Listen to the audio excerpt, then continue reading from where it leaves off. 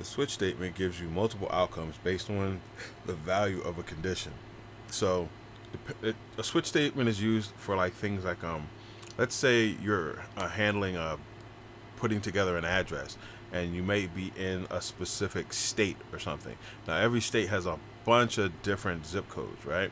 Now the state is going to be the same, but the zip code is going to be different depending on maybe the city or the county or something like that. So there's a set number of things you're going to switch to, and all of them are specifically unique, but there's one major overriding thing that you're actually going to be looking at, and within that you have different things. So maybe you need to change your taxes that you're charging on sales tax based on the zip code, right? So you have a different percentage. So in those different type of situations, you need to be able to jump towards those different percentages based on what zip code maybe you're in. So with that, you would use something like a switch statement. Our switch statement is constructed with the switch keyword followed by open and close parentheses, which is going to hold our condition that's going to pass in. Then there's the block. Inside of that block, you have cases, the individual cases that are going to be looking for those differences, those different things that might jump in, and with depending on what actually comes in to that condition, depending on what condition that is, will depend on what state that is, and that will tell us what code to run. Inside of each case is a break statement. Now the break statement is there to say, okay, well, once I've met, let's say the condition comes in and it meets case 2, I'm going to run this code, and after that I'm going to stop. I don't need to go forward and look at anything else. So the break statement is actually there to stop this entire block of code, to stop the entire switch statement from running all the way through, because you've already met a specific condition. At the end, you'll notice that there's a default conditions, default case, right? This is what happens if none of these are actually met, right? It doesn't necessarily need to be at the bottom. It can be at the top or anywhere in there. But a default is the one thing to actually do if you don't meet any of the rest of that. It's just a bottom line kind of thing. If I don't meet this, I'm going to at least do that kind of thing. Sometimes you will see them and sometimes you don't need to see them, depending on what you're actually choosing the conditions from. We're going to do an example right now. Let's do an example on seasons. Okay, so we're going to create a variable, a string variable called seasons. It's going to be equal, for now, let's say what season we're in. Spring right now, right? So let's say set it equal to spring. And then I'm going to create my switch with my switch keyword, and I'm going to start my condition. Now my condition is actually going to be that variable seasons, right? And after that, I'm going to start my block. Now inside of my block, I'm going to set my first case. Now my case has a keyword is case. After the keyword of case, I'm going to put what one of the conditions could be. Now other than spring, we also have summer. So if we're talking about seasons, one of the seasons can be summer. Once I actually put that condition in there, I'm going to hit a full colon, a colon after that.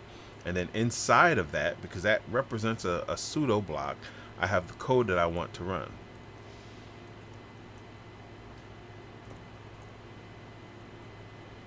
And I'm just going to say something simple like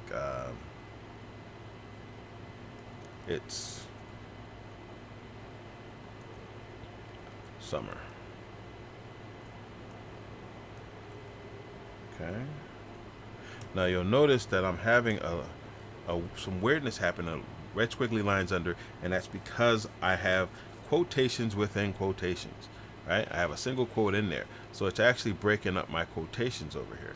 What I would need to do if I actually need to print out a quotation as opposed to just specify a variable between quotations, I need to actually print this one out because it's a part of the string that I want to print.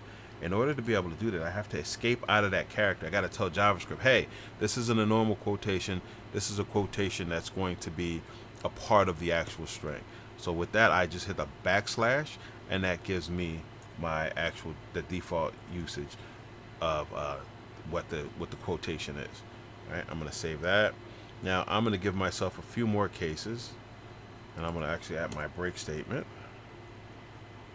And I am going to add a few more cases.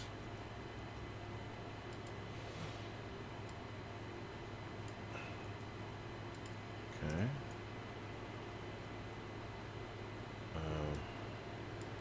Visual Studio Code adds a little bit of indenting that I don't want, so I'm going to just fix that. And I'm going to print it out twice so I can actually get that in there. And I'm going to change these seasons to the other seasons.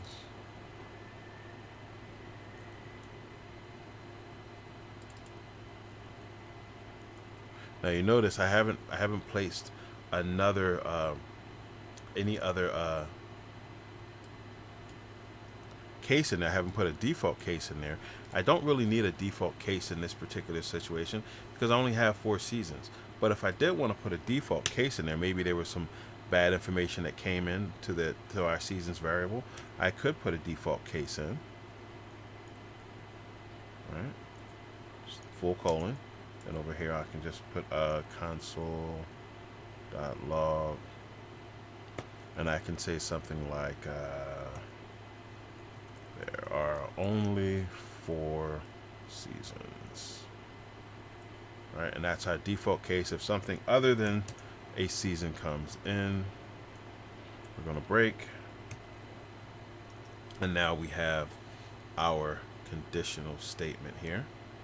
All right, so let's go ahead and give him a try.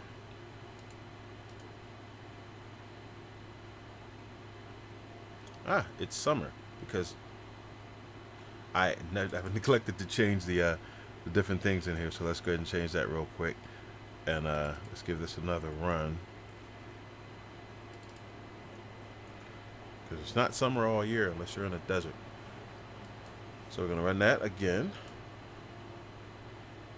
And now we know it's spring. And all I have to do is change whatever the variable is going in. I'll run that.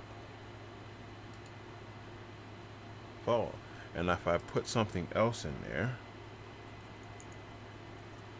which is not one of my conditions, it tells me, hey, there's only 4 seasons. So if there's nothing else you can put in here other than spring, summer, or fall. And that is how a switch statement works.